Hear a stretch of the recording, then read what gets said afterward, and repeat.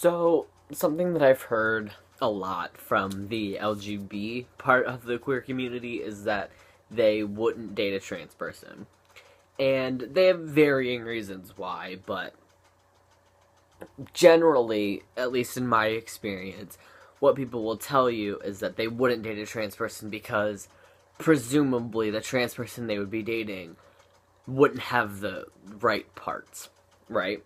So they basically are saying they wouldn't want to date them because despite what they might actually say, they don't consider a trans person who, identifies as the gender they are attracted to actually be a member of that gender because solely based on their genitalia. So this is pretty, rampant in the queer community. So, for example, one time I was out with some of my coworkers. I met one of my coworkers' boyfriends for the first time. We were talking, and I don't remember exactly how it came out, but he was saying something about, how he was a little bit pansexual. Basically saying that he could date me because he was a little bit pansexual. He identified as gay. What... the thing about that, though, is that I identify as male. Therefore, I am the gender to which he is attracted, so he doesn't need to be a little bit pansexual to be attracted to me because, theoretically, as a gay man, he would be attracted to another man. Regardless of genitalia, but that's the part that gets a little tricky, unfortunately. And then another problem is just ignorance on the part of, other, cis queer people.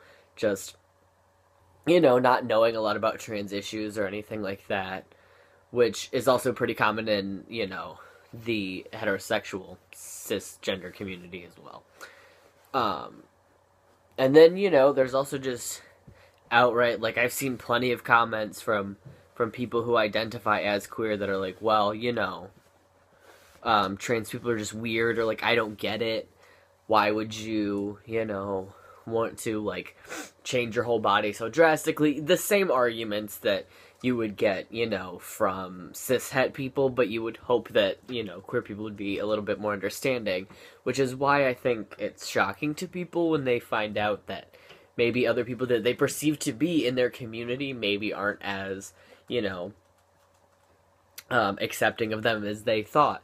I live in Michigan, and there are several pride events, but there's one in the state capitol, and I went one year, hoping, it was my first, pride event that I'd ever been to, and there was pretty much nothing for trans people, and even when, during, speakers and stuff, they barely even mentioned trans people or trans issues. If they did, it was just as an afterthought. But they presented it as being inclusive for everyone, which I thought was interesting because, as I end up doing a lot of the time, I felt pretty left out. Despite what people might think, there is a lot of, transphobia and cissexism that exists even just within the queer community, which, ideally would be something to fix, because, a lot of the same issues affect everyone. In Michigan, you can get fired for being, basically anything other than cisgender and heterosexual. But unfortunately, there are people, they were talking about maybe taking gender identity and expression off the bill that they're proposing in Michigan to kind of fix all this. So, trans people would get thrown under the bus because, we're not deserving of legal protection, whereas maybe someone who is cis but is queer is, at least in the eyes of some, because for a lot of people, trans people are still, weird and, too different and, crazy for people to accept, and unfortunately, that happens in the queer community as well.